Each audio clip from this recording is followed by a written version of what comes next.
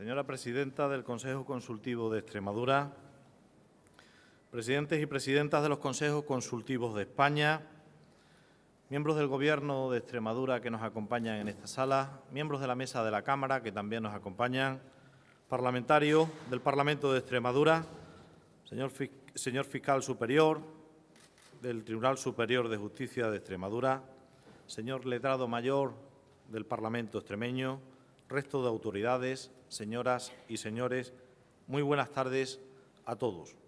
Es un verdadero placer el hecho de tenerles en esta sala de la autonomía del Parlamento de Extremadura, casa de todos los extremeños.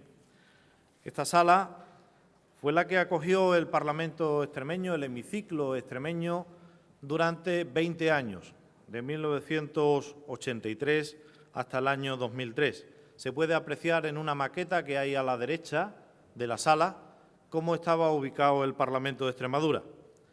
Por tanto, una sala de la autonomía que ha sido testigo a lo largo del tiempo de muchos debates de las normas de convivencia de todos y cada uno de los extremeños. Y hoy, como presidente del Parlamento, estoy encantado de poderle dar la bienvenida en esta sala de la autonomía y también para que ustedes continúen con el debate que ya han comenzado esta mañana.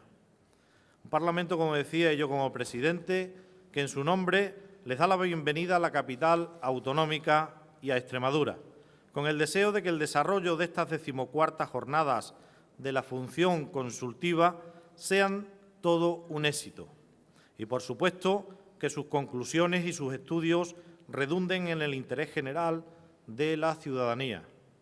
Sin duda, la temática elegida para estas jornadas, la crisis económica y sus consecuencias sobre el modelo de Estado, supone estar al lado de una realidad que no nos es ajena a nadie y por la que todos estamos trabajando y buscando fórmulas que, sin duda, nos hagan avanzar en la búsqueda de soluciones frente a la crisis. Estoy convencido de que este foro de ideas, de debate y de reflexión contribuirá a vislumbrar un futuro más nítido en medio de la crisis y nos proporcionará conocer con más exactitud, cuáles pueden ser o están siendo ya esas consecuencias sobre el modelo de Estado que ustedes están planteando. Solo una idea más en este sentido por mi parte y hacer alusión a las palabras del presidente del Gobierno de Extremadura, don José Antonio Monago Terraza, pronunciadas hace solo 2 días en un encuentro periodístico en la capital de España.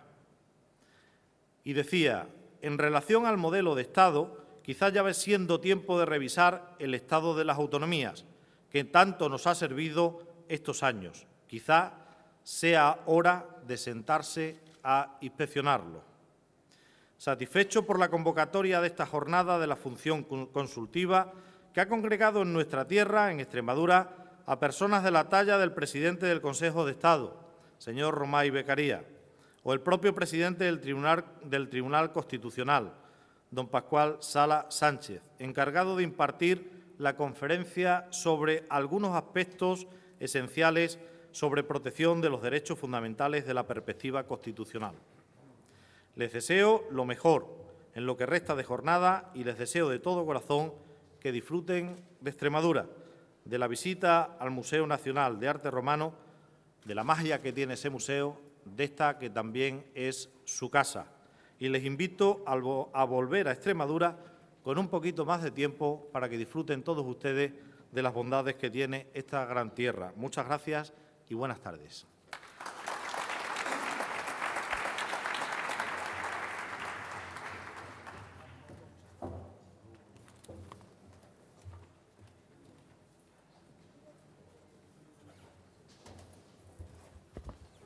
Bueno, solamente unas brevísimas palabras para agradecerle a la intervención del presidente de la Asamblea y también agradecerle los medios personales y materiales con los que nos dota para poder seguir la jornada.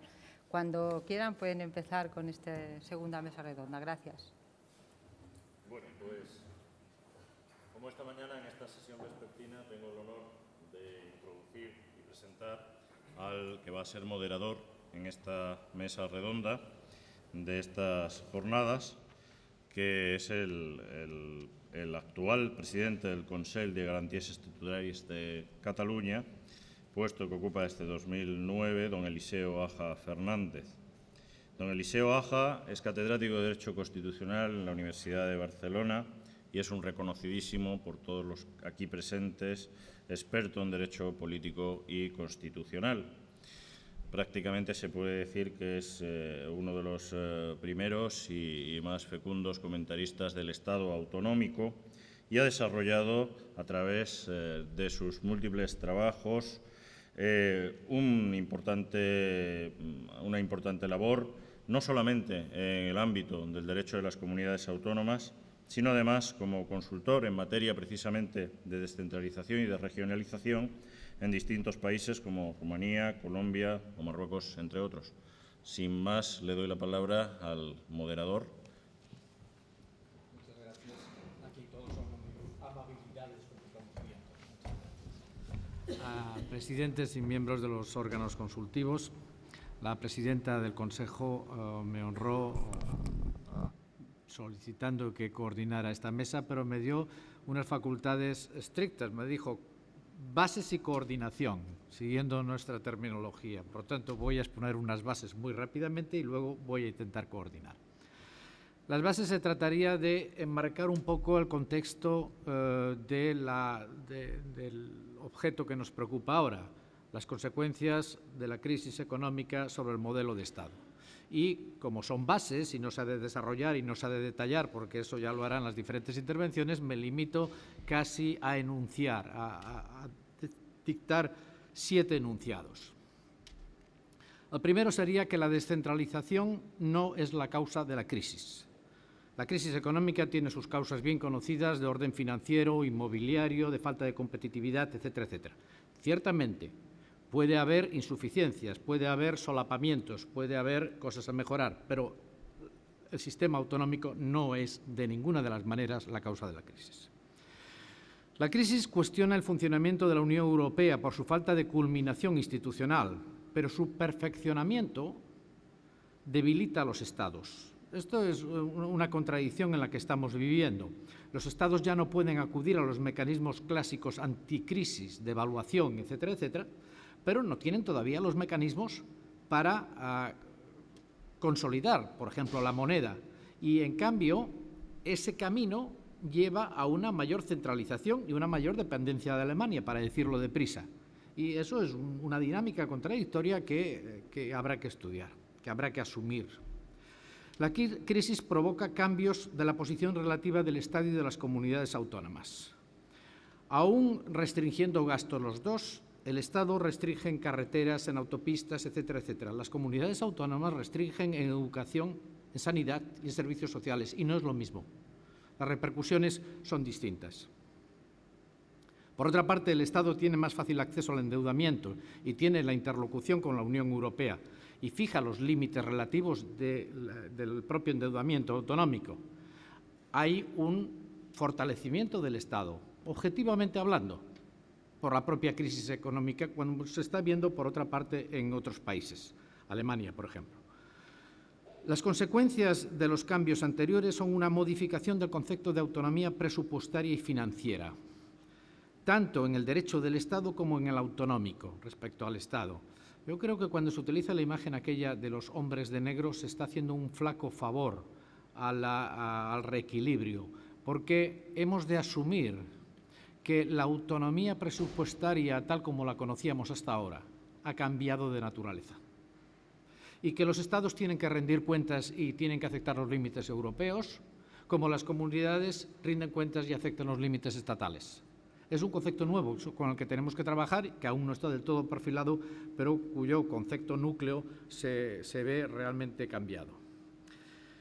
Se está produciendo, la crisis produce una disminución y una pérdida de condiciones de los funcionarios y de los cargos públicos. Esta mañana se aludió en una magnífica intervención y, por tanto, no me entretendré. Y es evidente que se han de reajustar las condiciones de las administraciones públicas.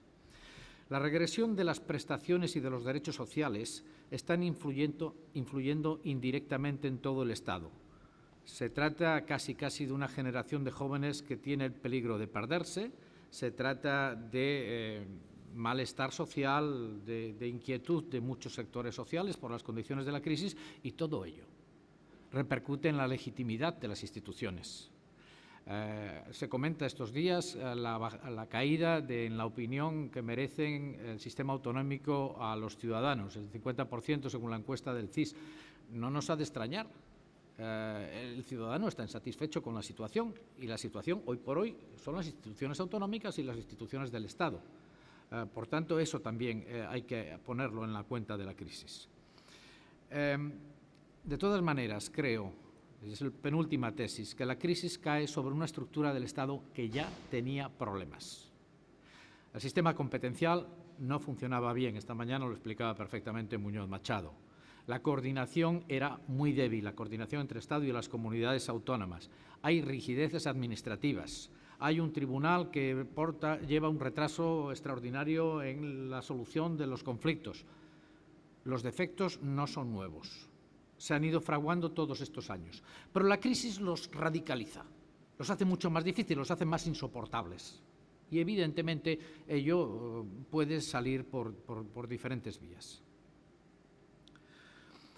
Sin duda hay otros efectos de la crisis, pero solo con los citados se llega a la conclusión de la necesidad de una reflexión seria y urgente sobre las reformas que necesita el Estado hoy para superar la crisis actual. Y eso es un poco la tarea que creo que entre todos estamos intentando realizar. Hasta aquí las bases. Ahora la coordinación.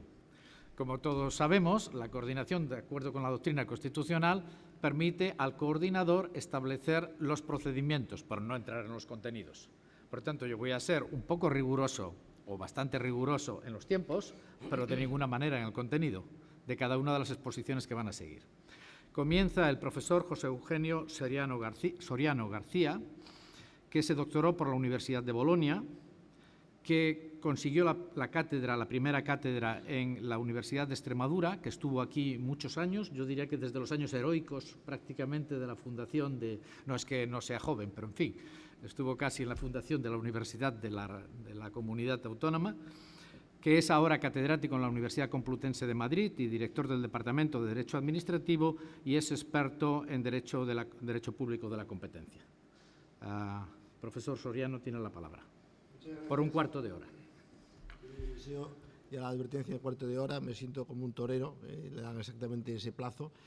Comenzaré simplemente agradeciendo a mi admirada y mi querida amiga Rosalena Muñoz Blanco, también discípula y en tantos otros aspectos maestra, pues que haya querido volver a contar con su viejo profesor aquí, viejo ya, y al mismo tiempo agradecer al Consejo Consultivo, a todos sus miembros, cuyo extraordinario apoyo hemos visto, y a todas las instituciones a las cuales pues ya la presidenta hará transmisión de mi agradecimiento. He repartido una pequeña nota, no sé si se la han dado o no, y entonces, como yo me temo que el Liceo AJA sabe distinguir entre autoridad y autoritarismo, me va a aplicar la autoridad absolutamente en unos términos que realmente me van a permitir ir a hacer una ducha de ideas y poquito más. Si luego hay un momento para el debate, pues el doctor Aja ya fijará las bases, el procedimiento y ya no sé si más aún al fondo. Yo estoy encantado de estar en esta mesa, soy el único que no es un cargo público. Esto me va a permitir orientarme un poco pro cibes, porque yo he construido siempre, siguiendo mi tesis de Eduardo García Enterría, que es mi maestro, un derecho administrativo que busca el equilibrio desde el derecho de la administración y el derecho hacia el administrado. Y ahora voy a hacer la oposición que más me parece importante en una época de crisis, que es pro cibes, pro administrado, porque hay un clamor popular de cambio que la clase política, que por cierto está siendo examinada también internacionalmente, y luego me referiré al último libro que en la Universidad de Harvard se ha producido, tiene que tomar nota de que el cambio se va a producir. Sabemos que la democracia no tiene alternativa alguna. No hay ninguna otra posibilidad, con lo cual quienes también gestionan la democracia lo saben y pueden abusar o intensificar, y esto es lo que está ocurriendo en muchas ocasiones. Es decir, los gestores de la democracia, pues sabiendo que no hay alternativa, pues como en todo monopolio se produce, y me refiero a algo que conozco bien, pues acaba extrayendo los recursos de la sociedad democrática. justamente contra eso es contra lo que hay que luchar. Voy a hacer un inventario incompleto de algunas medidas que se me ocurren para el debate, porque si fuera completo, pues probablemente me harían presidente de los Estados Unidos de Europa. Y entonces no aspiro a tanto, y yo creo que realmente con iniciar algún debate y provocar algún tipo de discusión es más que suficiente. En primer término, la democracia exige hoy una enorme dosis de transparencia. España es el único país de la Unión Europea que no tiene una ley de transparencia, y la que se ha presentado es muy modesta, es poco fiable. En ese sentido, hay que ir muchísimo más lejos. Y como los modelos nórdicos están perfectamente establecidos, en Finlandia, en Dinamarca, ustedes sabrían lo que gano yo como catedrático sin que yo pudiera para nada invocar la protección de datos. Y no pasa nada. Otra cosa es que supiera lo que gano yo, pero eso es otro tema aparte. Puedo tenerlo si tengo un tío de América o si hago un dictamen, no tiene por qué figurar ahí. Pero todo lo que sea control público es absolutamente imprescindible que esté en manos de todos. Y aquí nos hemos dedicado a la ocultación y a la oscuridad. Es decir, la transparencia brilla por su ausencia. Hay que ser muchísimo más transparentes e ir intensamente en la transparencia. En segundo lugar, hay que hacer, a mi juicio, los números. En el cálculo de los derechos se viene defendiendo desde hace ya mucho tiempo que con estrategia, voluntad e ideología tenemos suficiente. Bueno, pues no, vamos a la bancarrota. Los números hay que hacerlo. El coste de los derechos fundamentales, el coste de los derechos sociales, hay que hacer los números y ponerlos y saber si se puede gestionar y en qué medida se puede gestionar. Porque si no, la pregunta es, bueno, ¿y de dónde sacamos el dinero para pagarlos? Pues esa pregunta parece que nadie se la hace de cuando se habla solamente de la implantación del Estado social. Estado social con números. Hay que hacer los números. El Estado social, educación y sanidad pasan a ser bienes públicos. Ya no son bienes privados, son bienes públicos. Es decir, bienes en los que no hay rivalidad y además no se puede excluir a nadie. Por tanto, hay que ver cuál es la base universal de utilización de esos bienes públicos. Si se pueden soportar en la medida en que lo hemos utilizado hasta ahora. Hay que hacer derecho comparado. Yo no sé por qué en España todavía no tenemos un buen centro de estudios de derecho comparado. Hay iniciativas, hay alguna cátedra, pero es necesario que cada vez que se adopte una política se sepa qué está pasando a uno y otro lado del Atlántico y, desde luego, en los países de la Unión Europea. Esto es clave cuando se habla de vivienda, cuando se habla de todo. Tenemos que saber de copago sanitario, saber exactamente qué ocurre en Francia, en Alemania, en Italia, y tener entonces una visión no aislada, sino una visión integrada y que nos permita tomar las decisiones sin estar sujetos siempre al dedo acusador de quien dice está usted reduciendo y eliminando derechos. ¿No? Es que no tengo dinero y mire lo que hace el francés, lo que hace el alemán, lo que hace el inglés, lo que hace el sueco. Por algo se hace así.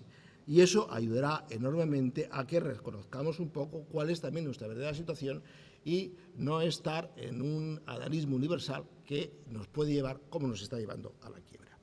Por cierto, que eso nos ayudaría muchas veces a superar complejos.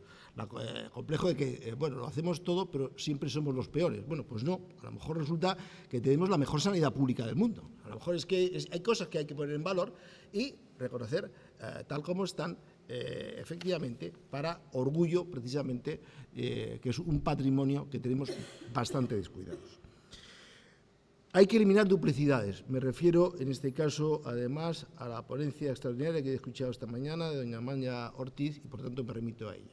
Yo solamente diré que yo propuse y conseguí la eliminación del Tribunal de Defensa de la Competencia de algunas comunidades autónomas porque alguna, como Madrid, en 8 años había puesto una sola resolución y era de archivo. O sea, esto no lo pueden pagar los ciudadanos. Esto no se puede pagar, no es serio. Tener 5 vocales, un presidente y coches oficiales para eso. Mire usted, no. El presupuesto ese se ha tirado a la basura. Tenemos que volver a un modelo confiable de servidores públicos, con vuelta a la función pública y, en mi juicio, recuperación del mérito y la capacidad, hoy francamente reducido.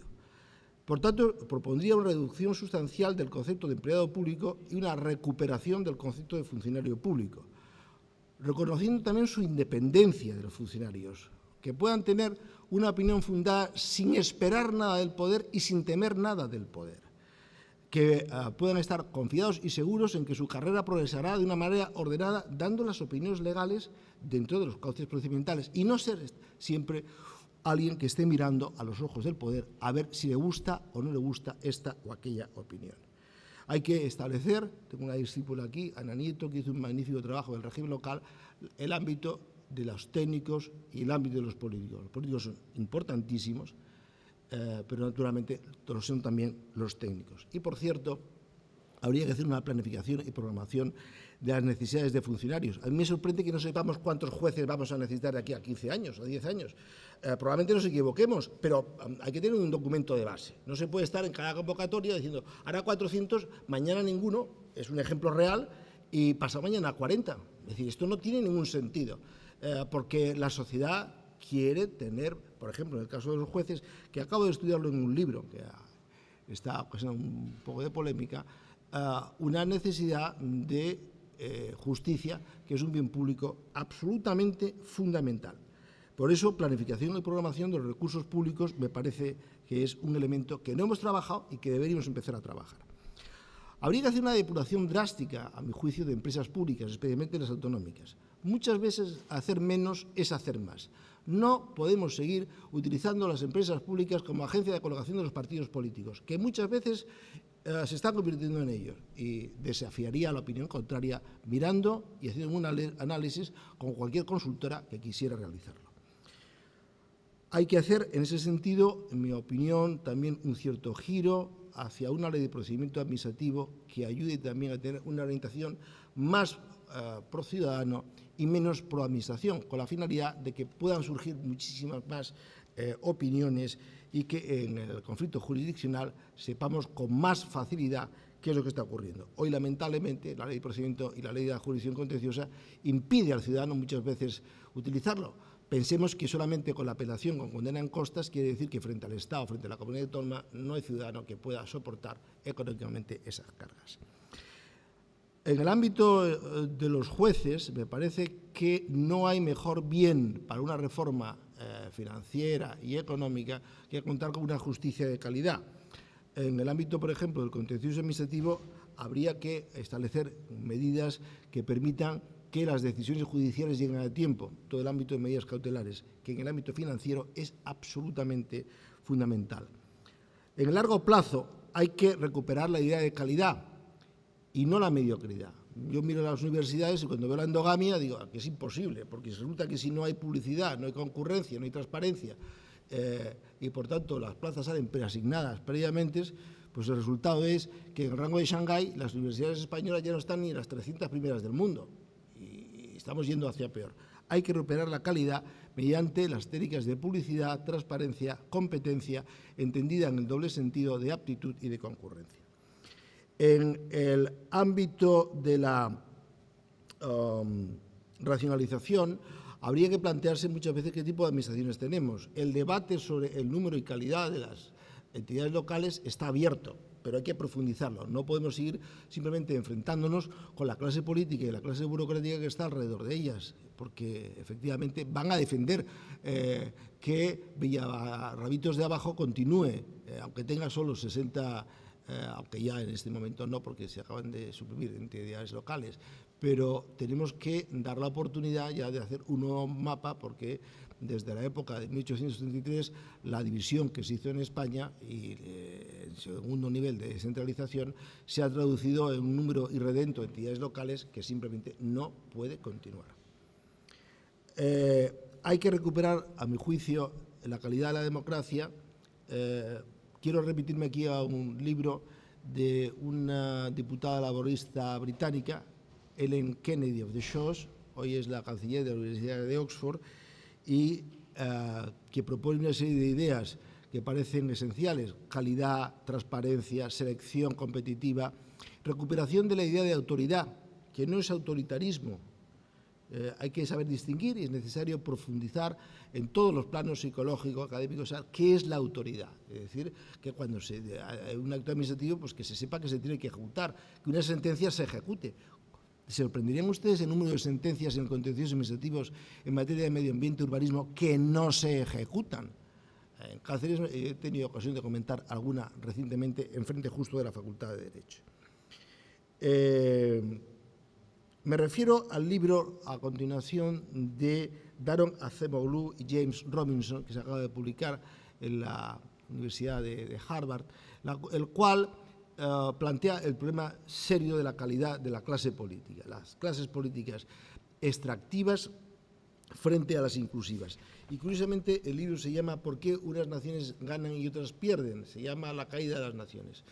Una clase política que sea solamente parásita y que sea un multicambio de favores continuo entre sí y sus allegados para mantenerse en el poder, lleva a la quiebra de los países. Y este libro, yo creo que se está traduciendo al español ahora, me parece que ayuda bastante a arrojar luz y demostrar que los problemas que tenemos aquí son universales y que, junto con el libro de Kennedy of the Shows, me parece que ofrecen una luz importante de que la democracia tiene que estar ensamblada con el Estado de Derecho y que las técnicas del Estado de Derecho tienen que aplicarse también absolutamente como el principio de responsabilidad, hoy un principio olvidado en gran medida, los principios de transparencia y publicidad, los principios de concurrencia, que son las claves que dentro del sistema democrático pueden permitir mejorar la certeza jurídica, la seguridad jurídica y la estabilidad de las instituciones.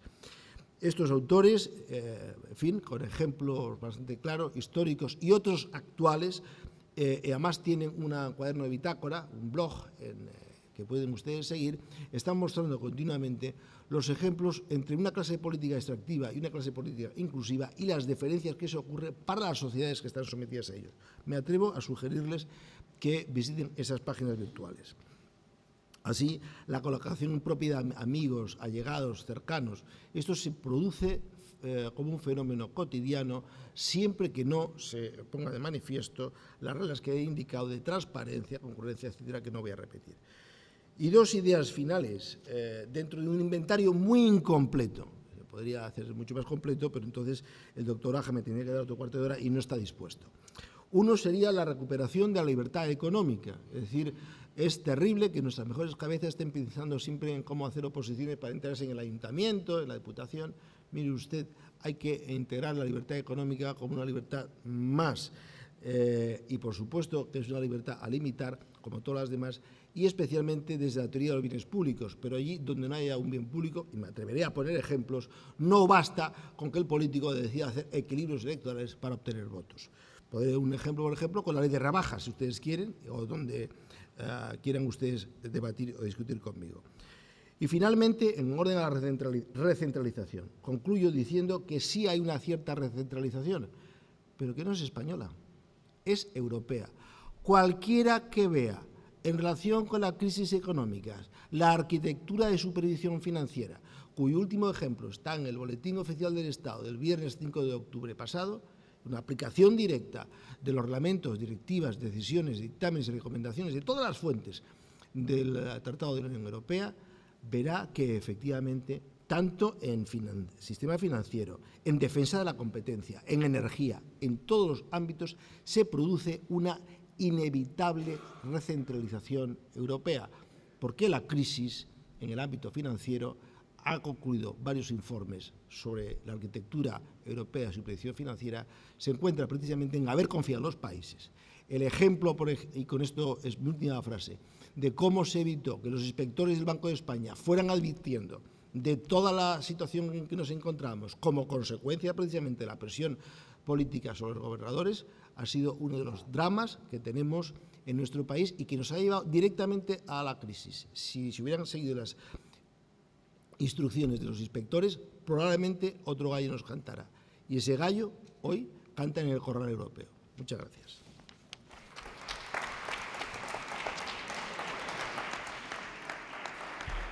Muy bien, profesor Soriano. Muchas gracias por las sugerencias y por dejarse coordinar.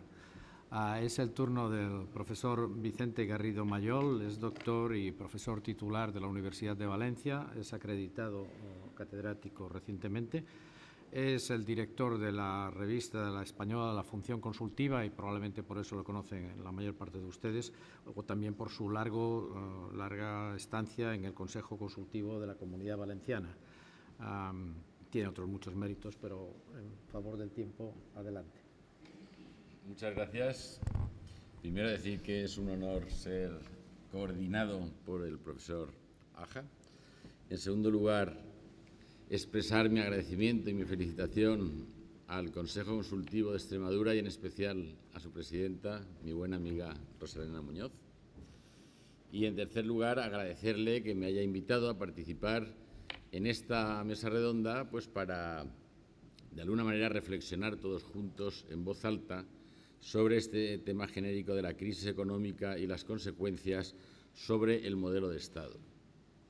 Corro el riesgo de ser repetitivo, aunque la verdad es que no me importa porque la reiteración en lo que uno cree pues siempre es buena.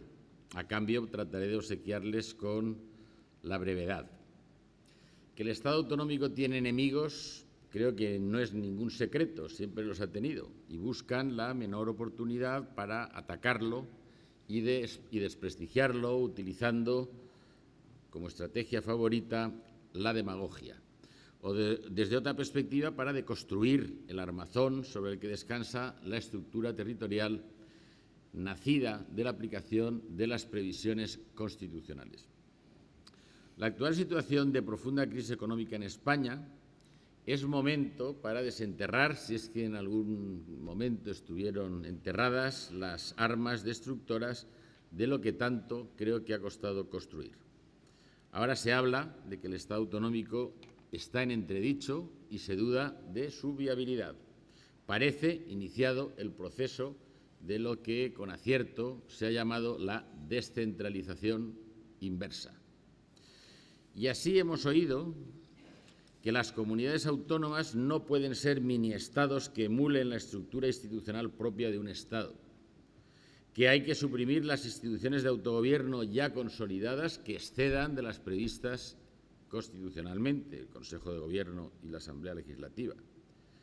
Se debaten tertulias televisivas y radiofónicas. ¿Cuánto daño están haciendo esos periodistas que ignoran la naturaleza de muchos órganos y de muchas instituciones de las comunidades autónomas? Pues se debaten tertulias radiofónicas y televisivas sobre el despilfarro que supone la repetición de las instituciones estatales en 17 comunidades autónomas y la multiplicación de altos cargos y de funcionarios, sin que, curiosamente, se detengan a analizar la razón por la que la Administración del Estado no ha adelgazado en consonancia con la transferencia a las comunidades autónomas de las competencias y de sus medios materiales y personales.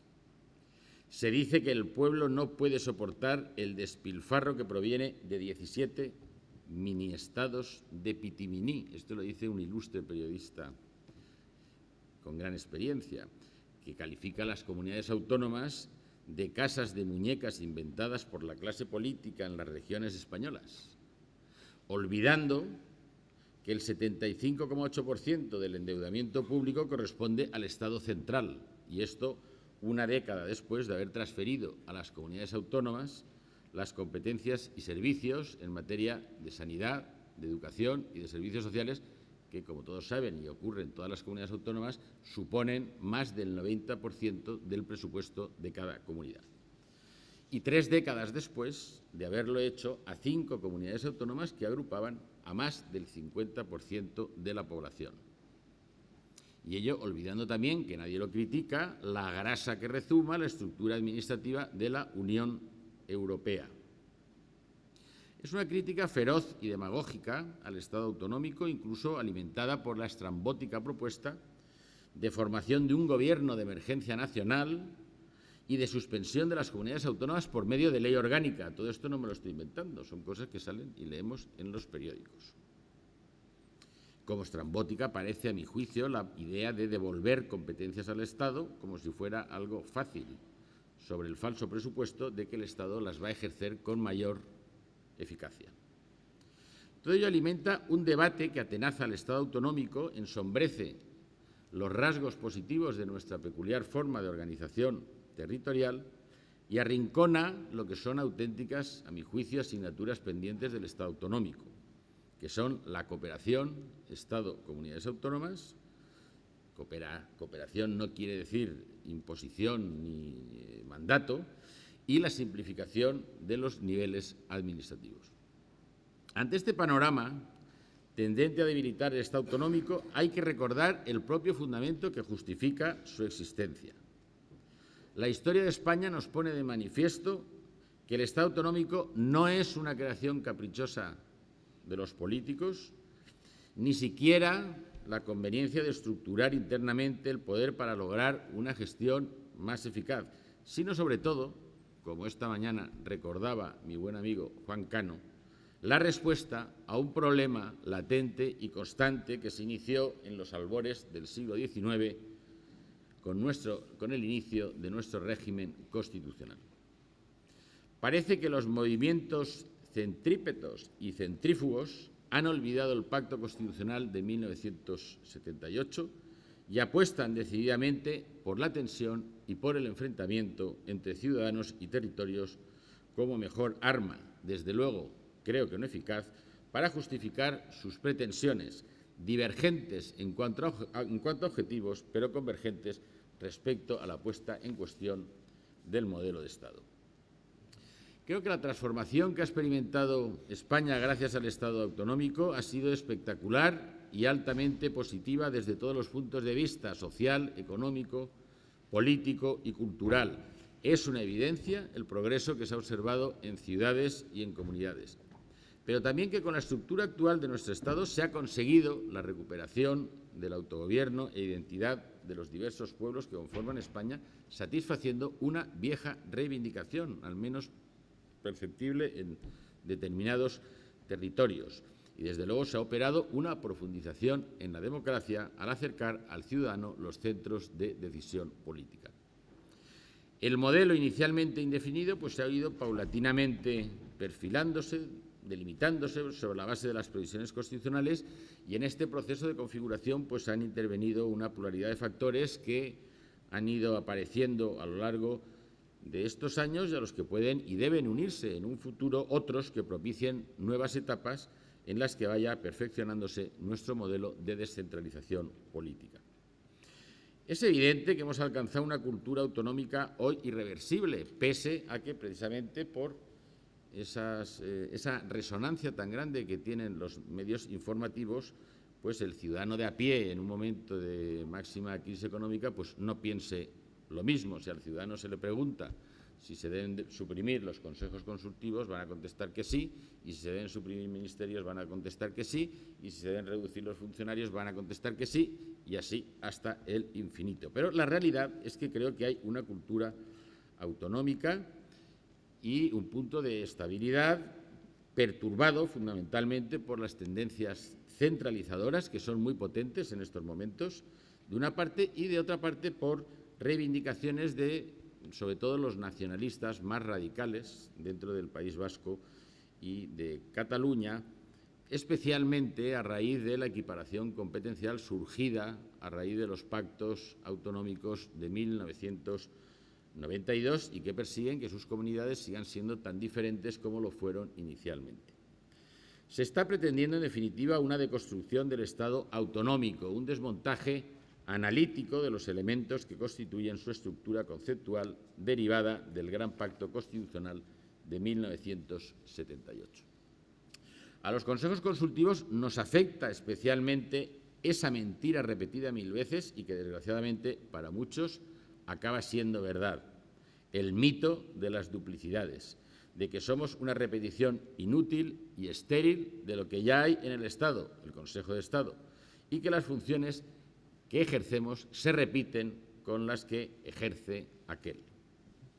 La ignorancia creo que es mala consejera. Hemos leído que el presidente del Gobierno debería reunir a sus presidentes autonómicos para exigirles el cierre de las televisiones autonómicas, la supresión de los defensores del pueblo autonómicos y de todas aquellas instituciones que prestan servicios atribuidos a algún órgano del Estado. Por cierto, que en esta dinámica que estamos viviendo, estamos esperando a saber cuándo los medios informativos publican las cantidades de dinero que perciben de los poderes públicos. Y estamos esperando a que los periodistas que van recorriéndose las televisiones públicas que tanto critican nos digan los emolumentos que perciben con cargo a los presupuestos públicos.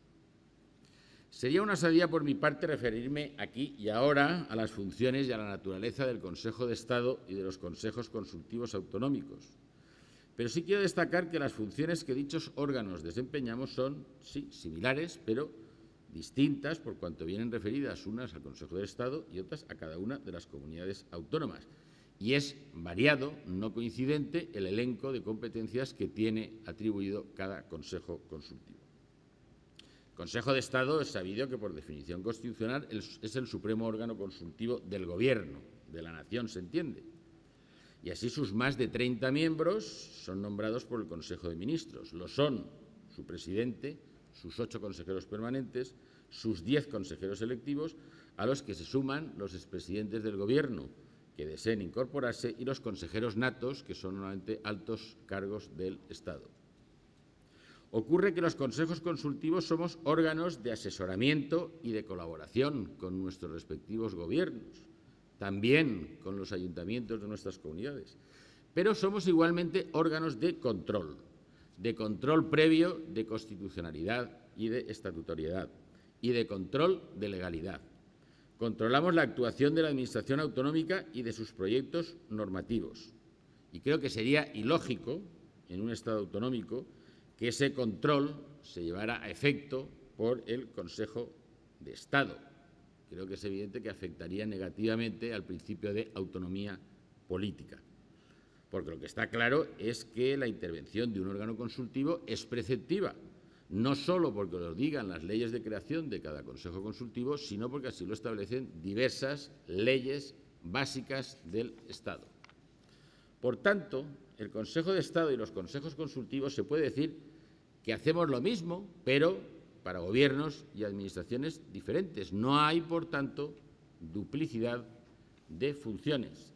La hay cuando una determinada competencia es ejercida por órganos de distintas administraciones, cuando en rigor compete a una sola de ellas. Esta mañana se hablaba de lo que ocurre en materia de servicios sociales, transporte, empleo o industria. Se dice que los consejos consultivos son una réplica del Consejo de Estado y que su creación ha comportado una multiplicación de cargos públicos y de funcionarios. Yo hago público mi reconocimiento y expresión de respeto hacia el Consejo de Estado, institución de impecable trayectoria y en cuyo espejo creo que nos hemos mirado todos.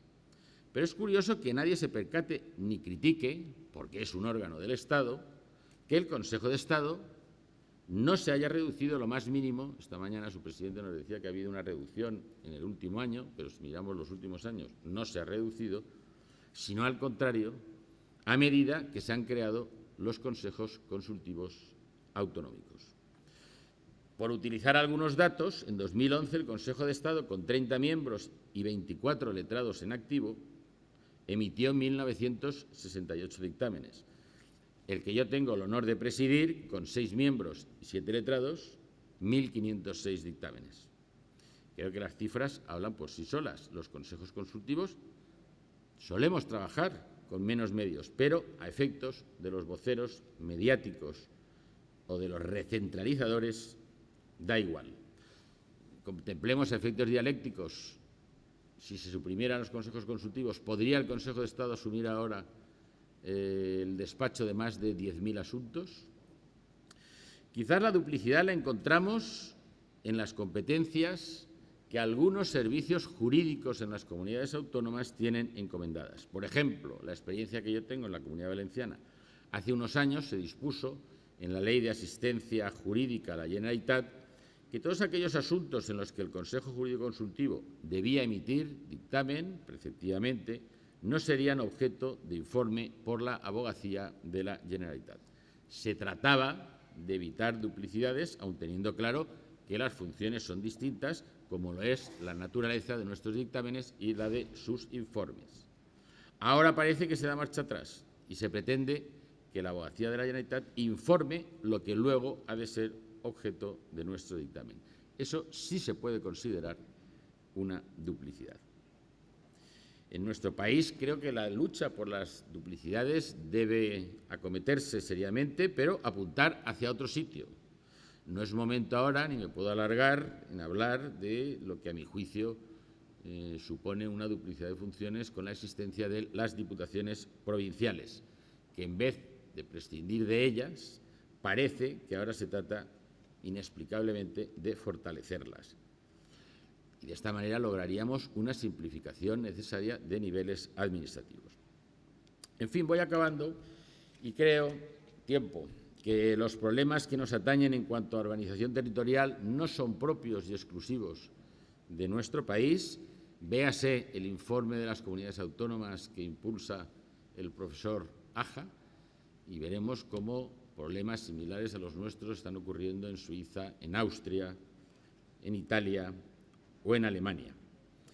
Creo que fue Gandhi quien dijo que un error no se convierte en verdad por el hecho de que todo el mundo crea en él. Pues bien, yo quiero acabar diciendo que debemos trabajar para conseguir erradicar o corregir ese error. Creo que nosotros podemos y debemos poner un poco de cordura en esta deriva recentralizadora. Muchas gracias.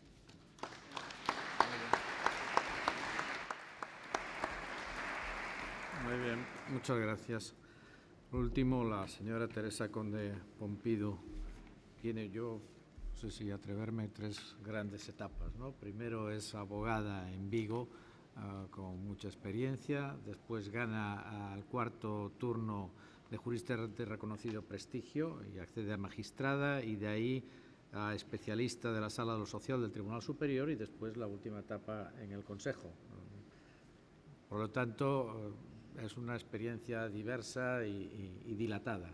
Tiene la palabra para expresarnos sus opiniones. Muchas gracias. Si se oye algo, intentaré no gritar por si a alguno todavía le toca la hora de la siesta.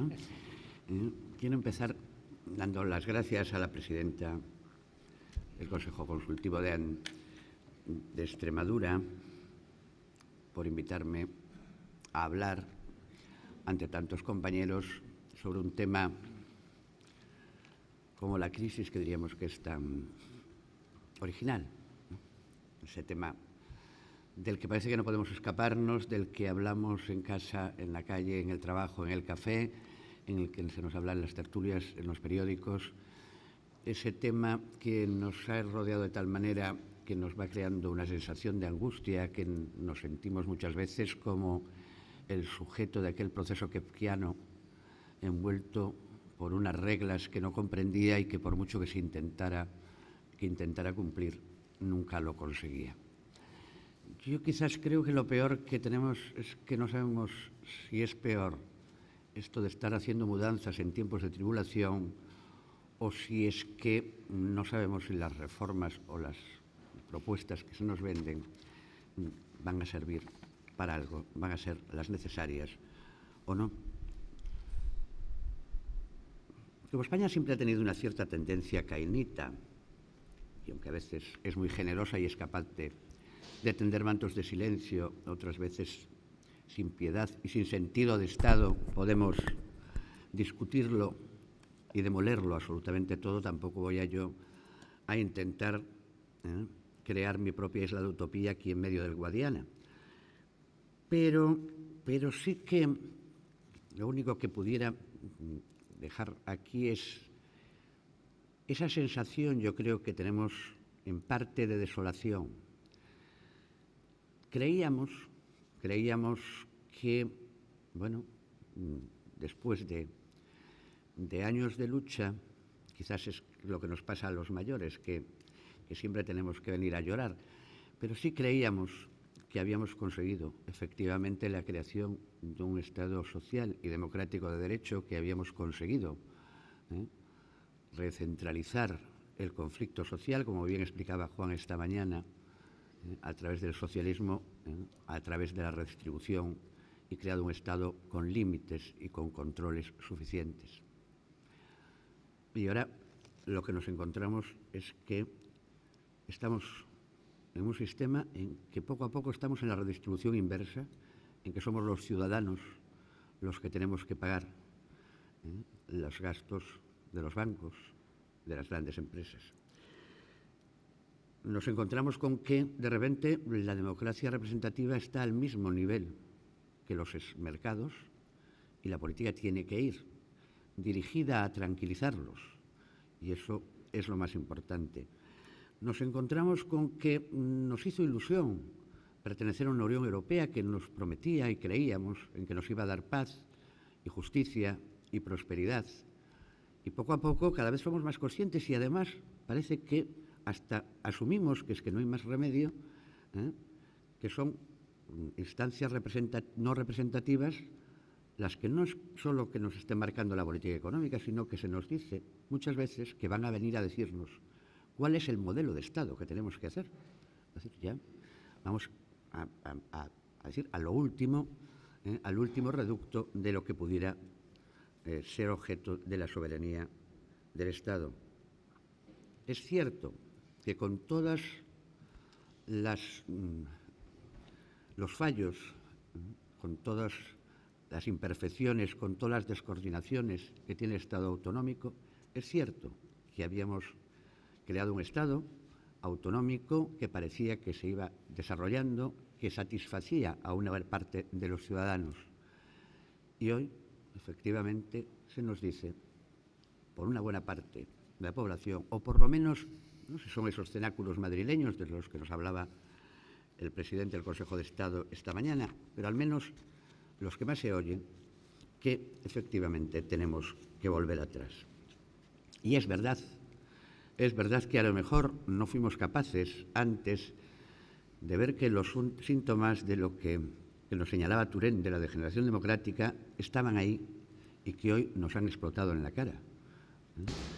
Lo que es el distanciamiento generalizado de los ciudadanos de los cauces de participación, los sentimientos antipartidistas, la desconfianza y el alejamiento de las instituciones sociales, de las instituciones económicas, de las instituciones políticas.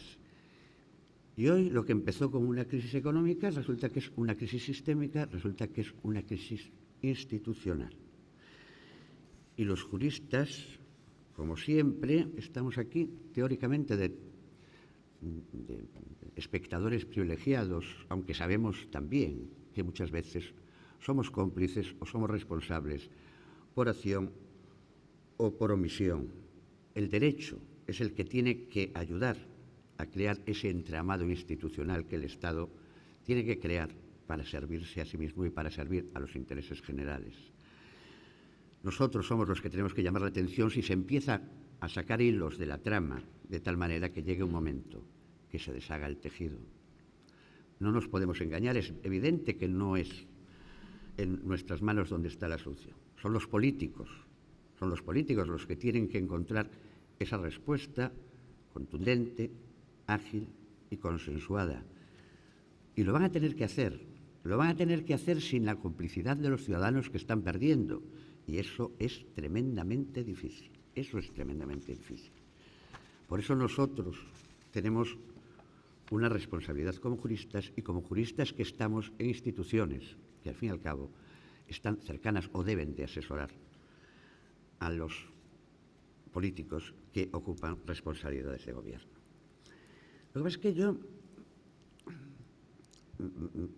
debates sosegados oímos pocos, eso es cierto.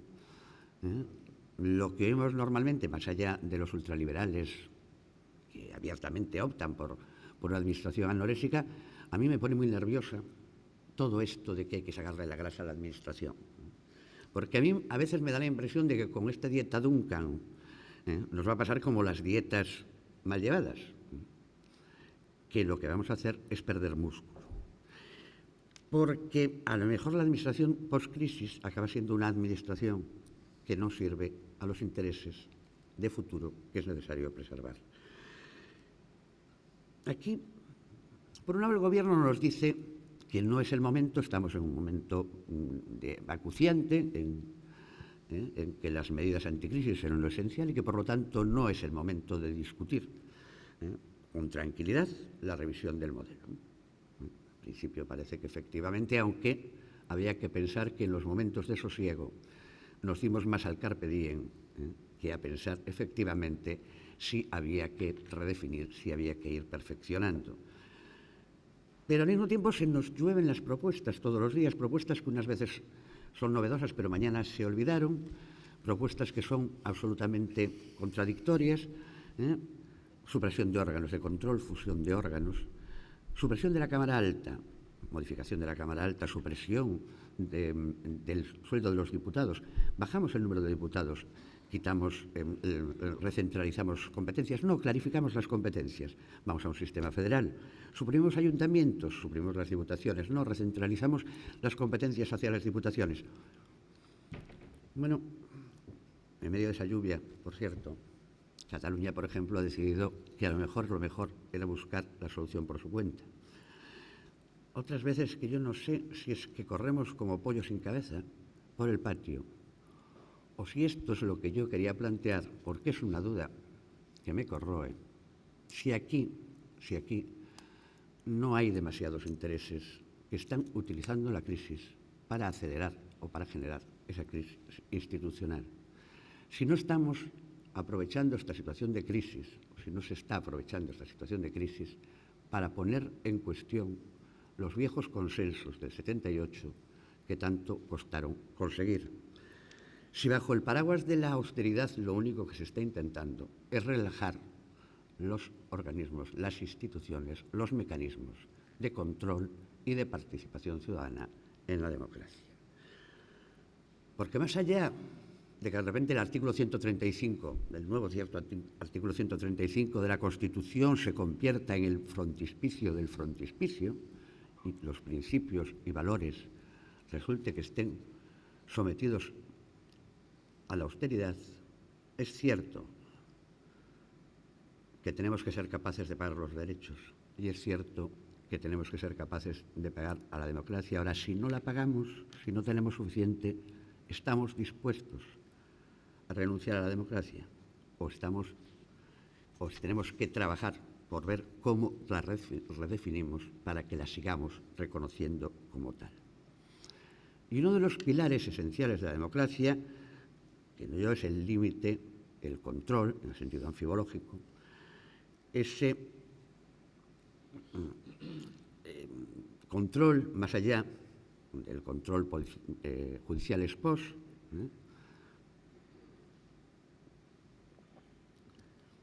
que para mí es igualmente esencial cuando son los controles ex ante, sobre todo porque pueden ser mucho más efectivos y además pueden ser no tan tardíos. Esos controles éxitos en la acción de gobierno son, en parte, los que realizamos nosotros todos los días. No voy a hablar de los consejos consultivos, porque lo ha hecho muy brillantemente Vicente, que es además un gran conocedor de la institución, pero desde luego yo, como representante de un consejo consultivo de una nacionalidad histórica, considero que es prácticamente imposible que puedas decir que creas una comunidad autónoma con su propia administración, con sus propias competencias legislativas y que no tengas la posibilidad de tener tus propias instituciones que sean garantes del Estado en la parte que les corresponde. Y en ese sentido, efectivamente, nuestra nacionalidad histórica, como otras muchas, consideraron que no era discutible la existencia de sus órganos propios. Y este otro organismo de control que importamos en la Constitución del 78, el Defensor del Pueblo, y también era lógico. Desde luego, desde nuestro punto de vista de Galicia, no parece que pueda ponerse en cuestión que si creas una nueva administración, que si tienes tu propio Parlamento o Asamblea, esta puede tener su propio comisionado, que esté cercano, que pueda controlar a su propia administración, que pueda controlar si efectivamente se aplica o cuáles son los fallos de la propia normativa autonómica. Y lo cierto es, en lo que yo sé, que en base al principio de coordinación venían actuando correctamente y daba resultados satisfactorios. Pero también ahora, decía muy bien Vicente, se pone en cuestión que sean necesarios ese tipo de controles. Porque una cosa es que podamos y debamos revisar las instituciones. ¿Son suficientes? ¿No lo son? ¿Son eficientes? no lo son, podrían orientarse de otra manera, podrían fusionarse. Lo que parece difícil es decir simplemente vamos a eliminar los elementos de control, salvo que se nos quiera decir no basta con el control judicial ex post. No, da igual que estemos ante un Estado autonómico y las comunidades autónomas no deben de tener sus propias instituciones y ya lo hace el Consejo de Estado. Que se nos diga si se quiere rebajar no los costes, sino la calidad democrática. Y cuando hablamos de participación ciudadana, yo pienso lo mismo. Vamos a ver, nosotros sabemos, ya lo dijo el Tribunal Constitucional, lo dejó muy clarito en 1994, estamos ante una democracia representativa, no una democracia participativa, pero la participación, más allá de mecanismos complejos, la participación tiene en nuestra Constitución dos brazos claros, los partidos políticos y después los ciudadanos, a través además de sus organizaciones sectoriales, profesionales, sindicales, etcétera, etcétera.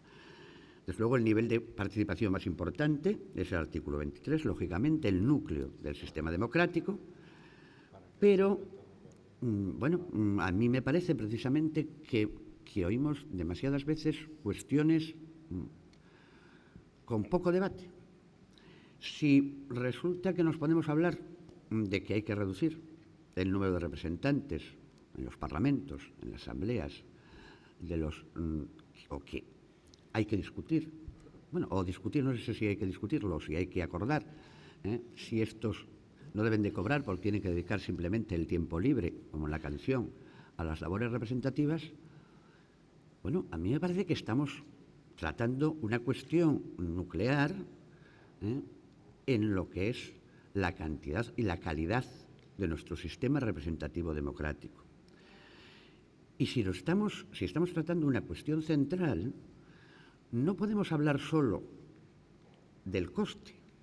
Habrá que ver y calibrar y aquilatar cuál es el equilibrio, en todo caso, entre coste y representación.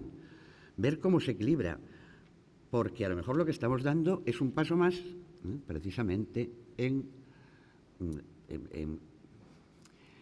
pasar de una democracia participativa o representativa, a una democracia ejecutiva. A lo mejor en estos tiempos en que se acude tanto al decreto ley, en que en todo caso se acude a la aprobación de leyes en lectura única, pues ya lo último que falta es, al fin y al cabo, con que vengan 3, uno de cada partido, y voten, cada uno con voto ponderado. Esto es así. Y entonces, ¿qué tipo de democracia podemos admitir?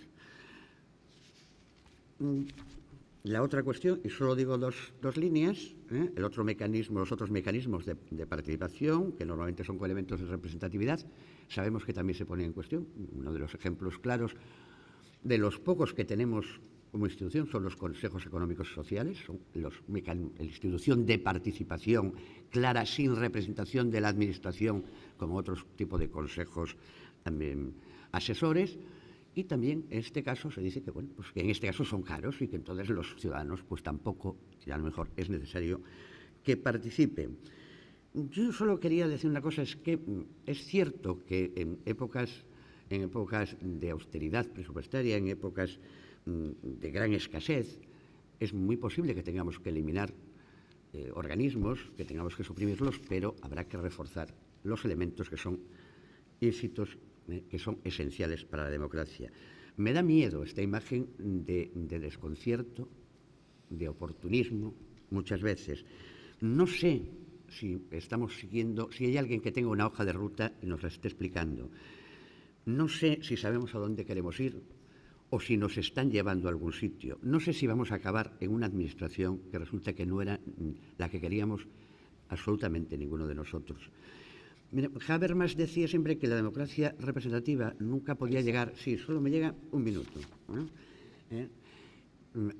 pudiera llegar a la alienación entre representantes y representados. Y lo cierto es que los ciudadanos ahora están muy lejos. Y a lo mejor, antes de iniciar la demolición, teníamos que saber a dónde vamos a llegar. Decía el otro día, y es la última frase, porque me parece interesante, uno de los candidatos en el debate, que austeridad es prescindir de lo que sombra, y prescindir de lo que es necesario es pobreza. Y a mí me da miedo que en esta discusión acabemos empobreciendo la democracia, empobreciendo la sociedad, y al final, total, nos quedemos pobres económicamente. Muchas gracias.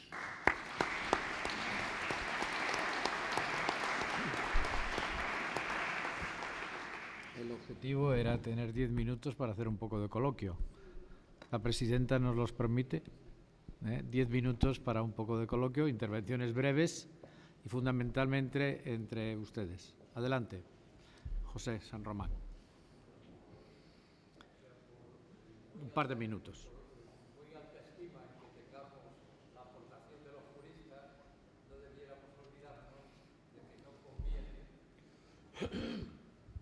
de que no parece lo más procedente agarrar el rábano por las hojas. Comparto el ánimo que ha inspirado las intervenciones de Juan Cano esta mañana y de Vicente esta tarde, pero yo creo que el Estado autonómico no sale de esta a la defensiva. Es decir, defendiendo ha sido bueno, nació de un consenso constitucional. No creo que con esta actitud defensiva, conservadora, salga adelante. Y creo que para que pudiéramos reflexionar más profundamente sobre lo que puede aportar el derecho, debiéramos haber oído que nos ilustraran economistas sobre las consecuencias económicas de la crisis económica. Por ejemplo, muy brevemente, lo que está pasando en el mercado de la fuerza de trabajo, no solo lo que sabemos de nuestra reforma laboral, lo que está pasando en el mercado de los bienes, productos y servicios. Y ya sabemos algo más y hablamos bastante de lo que está acaeciendo en el mercado del capital. Y de este sabemos mucho, hablamos de financieros, pongámosle el nombre que queramos. Yo me ampararé en la autoridad de un presidente norteamericano, para utilizar su expresión de Van Gaster y decir que al igual que entonces, ahora estamos asistiendo a golpes de Estado financieros. Golpes de Estado. Que ya no son cruentos, como decía un colega mío esta mañana. Ya no son cruentos. Pero estos financieros tienen un ideólogo al que siguen y de una enorme capacidad, que es Woody Allen, que en los años 70, creo que fue, hizo la película de coge el dinero y corre. Y sabe que cogen el dinero, corren y que ya no se les puede sujetar, porque no hay policía ni jueces con capacidad para perseguir a quien hace eso. Bueno, yo creo, y ya termino brevemente, tenemos que oír hablar de las consecuencias económicas y de nuestro concepto de riquezas. Solo el ejemplo. El presidente del Consejo de Estado decía esta mañana, invocando la política contra incendios, mientras el PIB siga midiendo lo mismo, el trabajo público que se dedica a prevenir los incendios y a apagarlos, lo siga midiendo como riqueza, hablar de grasa del Estado no me vale para nada, porque al final hay un desastre y un país mucho menos rico que sí dedicamos mucho lo que le queramos llamar músculo o grasa a apagar los incendios. Creo que el debate sobre economía es muy importante para los que nos ocupamos el derecho. Muy bien, gracias. ¿Alguna otra opinión?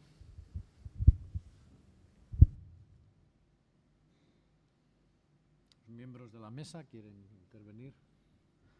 Ha habido una alusión clarísima al profesor Soriano y Cano sobre las capacidades del resistencialismo, ¿no?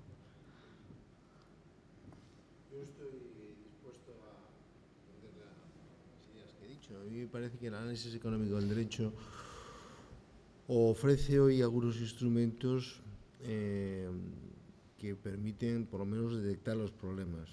El coste de los derechos es algo que los juristas no hacemos y no se puede seguir sin hacer los números. Hay que hacer los números y por esa vía, por lo menos, tener un panorama real de lo que tienes y hasta dónde lo puedes usar.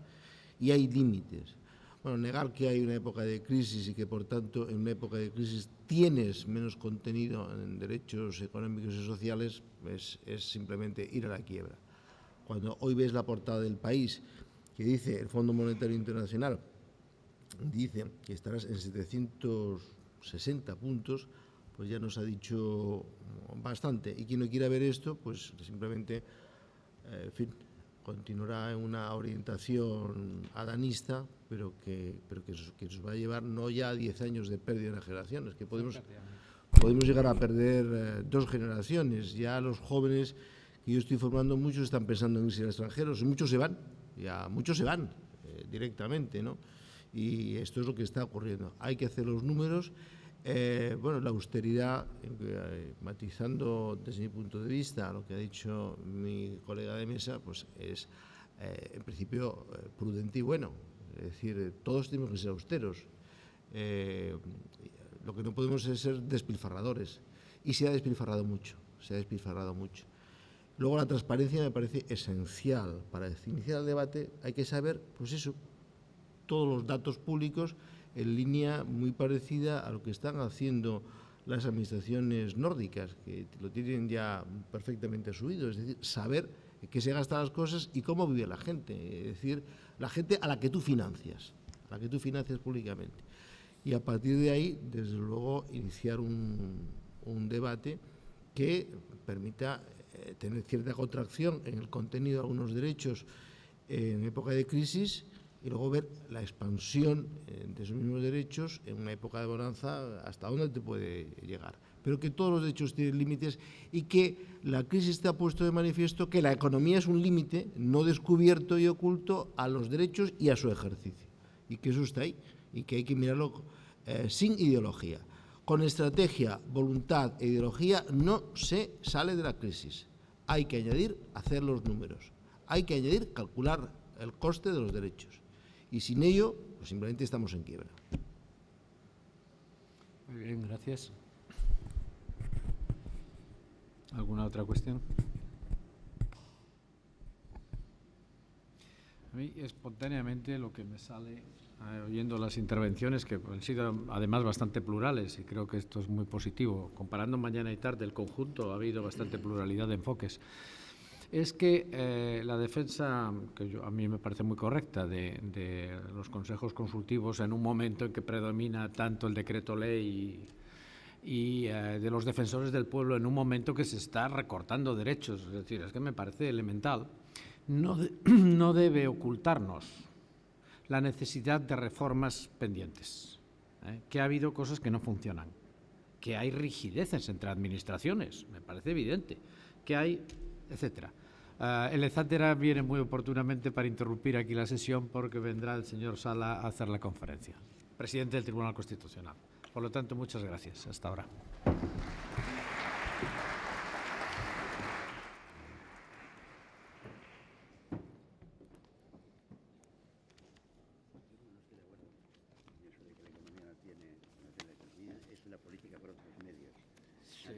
Sí, pero tiene sus propias condiciones también. Una cosa son los números y otra cosa es en qué se emplean los recursos. Ya. Bueno, Muy bien. aquí estaba yo mientras. Muy bien. Mientras estáis hablando, me están hablando del presupuesto que están diciendo que lo tengo que bajar un 20%. Yo estaba ahí mandando mensajes. Ahora. Urgente que añadamos esto es...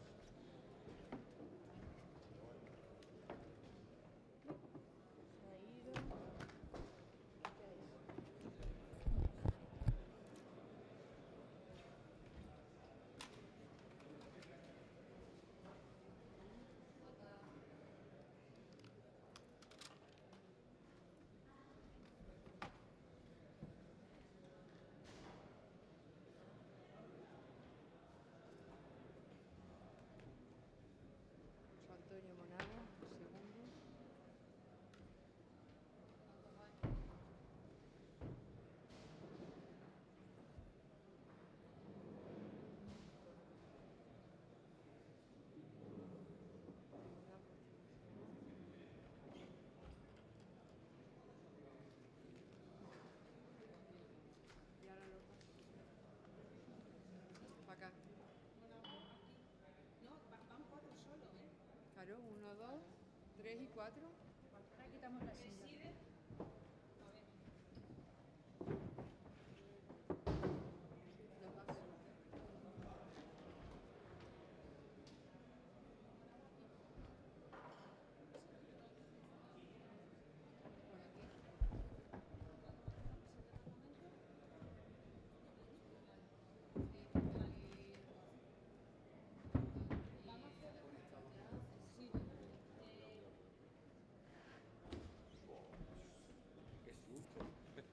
Javier, van a intervenir desde aquí, ¿vale? Para que tú lo sepas. Sí, sí, desde la mesa, ¿verdad? Sí. A ver, la de prensa mía. Separada, separada, separada. Que puedan pasar ellos sin... Ahí. Ahora. El discurso de mi presi... ¿Se lo dejas aquí puesto? Sí, eso. Aquí está más centrado. Voy a por él.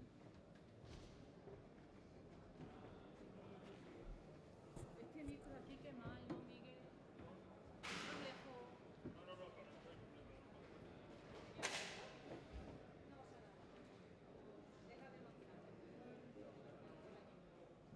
Hay otros, hay otros.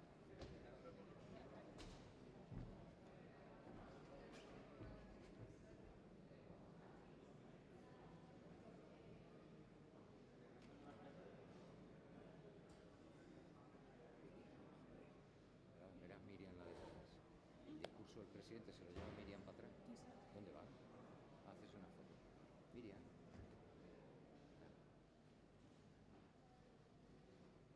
Miriam.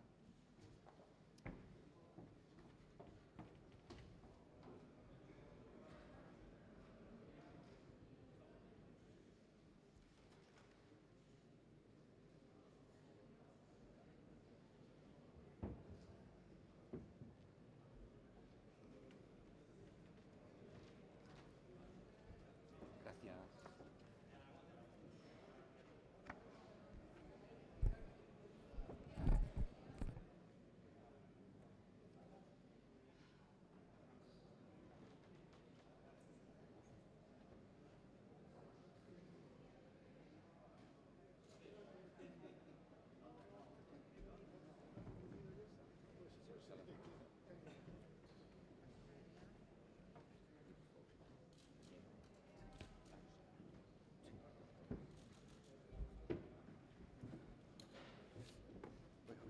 Bueno, originariamente este era aquí estaba el Parlamento.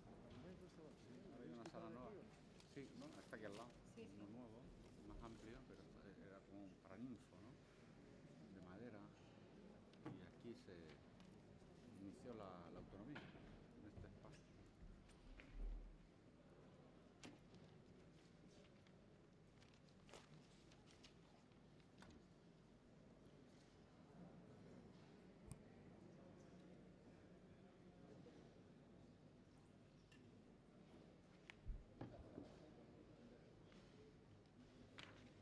Bueno, pues en este momento vamos a tener va a tener lugar la última ponencia.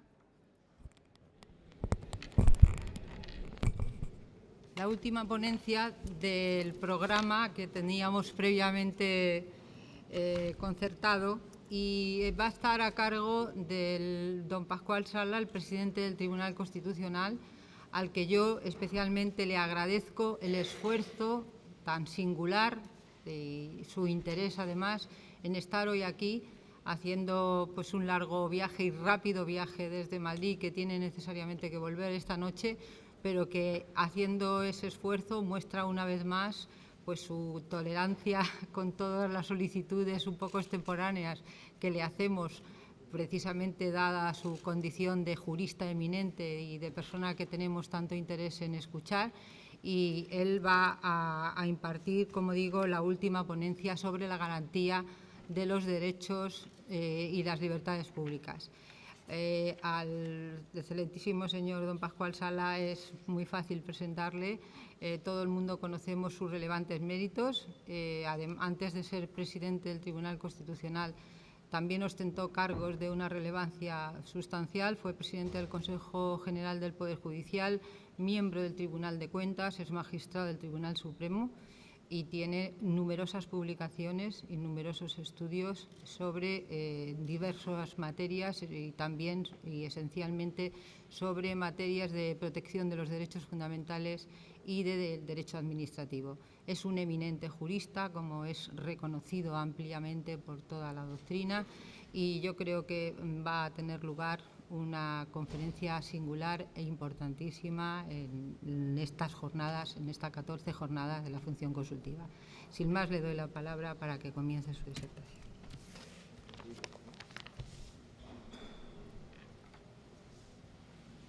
Buenas tardes, señoras y señores, excelentísimos señores, presidente de la Comunidad Autónoma de Extremadura, presidentes de consejos consultivos que se sientan en la mesa y que están también interviniendo en estas jornadas, catedráticos de Derecho Administrativo, juristas, señoras y señores.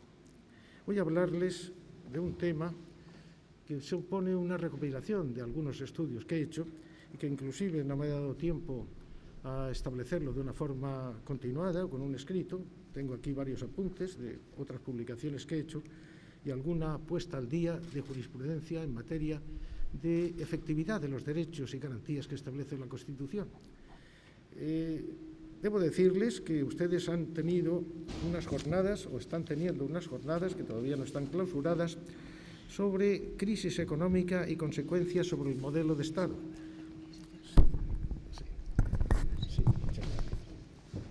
Y voy a hacerles también, para no salirme del todo de este lema que han tenido ustedes a lo largo de este día, algunas consideraciones acerca de la irreversibilidad de las conquistas sociales que en un Estado social y democrático de derecho se proclama en algunas constituciones y, por supuesto, en la nuestra, que así, como saben ustedes, en el artículo primero se define como tal.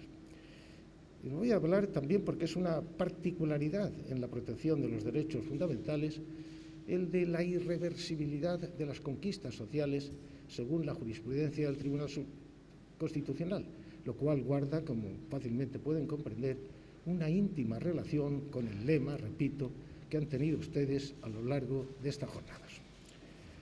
De acuerdo con la doctrina constitucional, y voy a empezar así para conectarme, como les he dicho, con esta preocupación que han tenido ustedes en estas jornadas, pero de acuerdo con la doctrina constitucional, que me voy a limitar a sintetizarla y exponerla, representada, entre otras, por las sentencias de este Tribunal 81, el Constitucional me refiero, de 1982, de 21 de diciembre, sobre todo la 65 de 1987, de 21 de mayo, y la 65 de 1990, de 5 de abril, ven ustedes que no es una doctrina que se ha elaborado sobre la marcha, ni siquiera a propósito de la crisis económica, quizá en una época en que el crecimiento en España era sostenido y, por tanto, que era una época boyante, por así decirlo, directa y claramente, la que adornaba la economía española en este momento.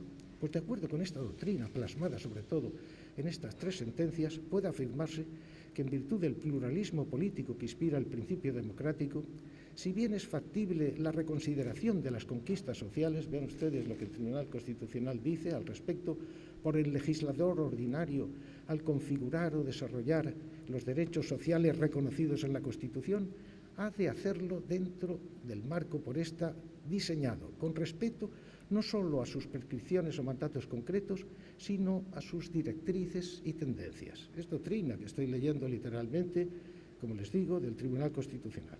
Por eso, en estas sentencias se pudo decir que no puede excluirse que el legislador, apreciando la importancia relativa de las situaciones de necesidad a satisfacer, regule en atención a las circunstancias económicas, disponibilidades del momento y necesidades de los diferentes grupos sociales, el nivel y condiciones de las prestaciones a efectuar o las modifique para adaptarlas a las necesidades del momento.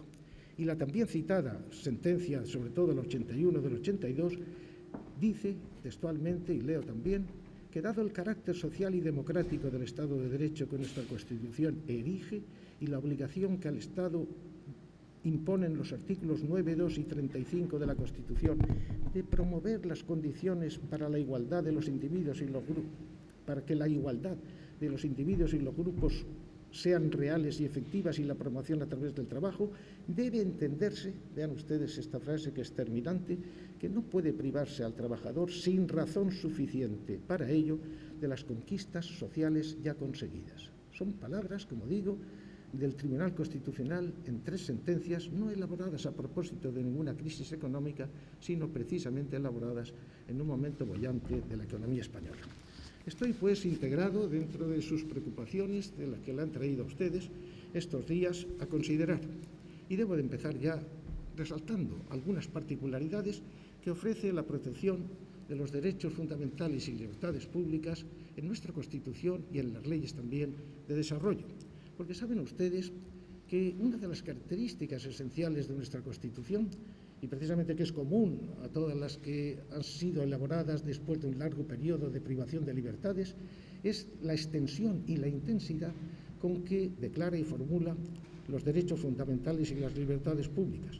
Saben ustedes que el título primero de la Constitución, que lleva por rúbrica precisamente de los derechos y deberes fundamentales, es el que más artículos tiene de la propia Constitución, de los 169 que tiene la Constitución. Es el título más extenso. Y el más intenso también, porque la elaboración o la enumeración de los derechos fundamentales y libertades públicas hunde sus raíces en un contexto de valores precisamente que les sirven de natural sustrato. Voy a decir, para entrar ya en tema, que nuestra Constitución, también como ustedes saben, establece una clasificación de los derechos fundamentales que no obedece a ningún criterio material ni tampoco sistemático, sino en función precisamente de las garantías que ofrece para su salvaguarda. Es decir, hay unos derechos fundamentales y libertades públicas que son los derechos de mayor protección dentro del ámbito constitucional, ni siquiera estoy aludiendo a las leyes de desarrollo, que son los comprendidos en la sección primera que lleva por rúbrica precisamente de los derechos fundamentales y libertades públicas, del capítulo segundo de los derechos y deberes de los ciudadanos y también ulteriormente otro donde se protege menos o por lo menos no tan intensamente los derechos formulados como son los de la sección segunda de este capítulo segundo, derechos y deberes de los ciudadanos, llama la rúbrica, y después existe dentro del capítulo tercero los principios de justicia, de justicia social y económica, que son unos principios que han de informar no solo la actuación de los poderes públicos, también la legislación y también la interpretación de los jueces y que, sin embargo, solo pueden hacerse efectiva en vía judicial a través de las leyes que los desarrollen, pero que corresponden también a supuestos de normatividad directa de la Constitución, a que hace méritos precisamente el artículo 9.1 de nuestro texto fundamental. Quiere decirse con ello que la normatividad de la Constitución hace, como también es obvio decirlo, pero es importante recordarlo, que el texto fundamental no es una serie de principios, por así decirlo, abstractos, sino que tiene normatividad directa. Tiene que ser aplicada no solamente por el Tribunal Constitucional, como después veremos, sino también por la justicia ordinaria, por los jueces y tribunales ordinarios. Lo establece claramente la Constitución porque vincula a todos los poderes públicos, incluido por consiguiente el judicial, artículo 9.1, y también concretamente porque lo dice específicamente para la jurisdicción ordinaria la Ley Orgánica del Poder Judicial en su artículo 5. Tienen obligación los jueces y tribunales de interpretar las leyes y los decretos y las disposiciones de rango inferior a la ley de acuerdo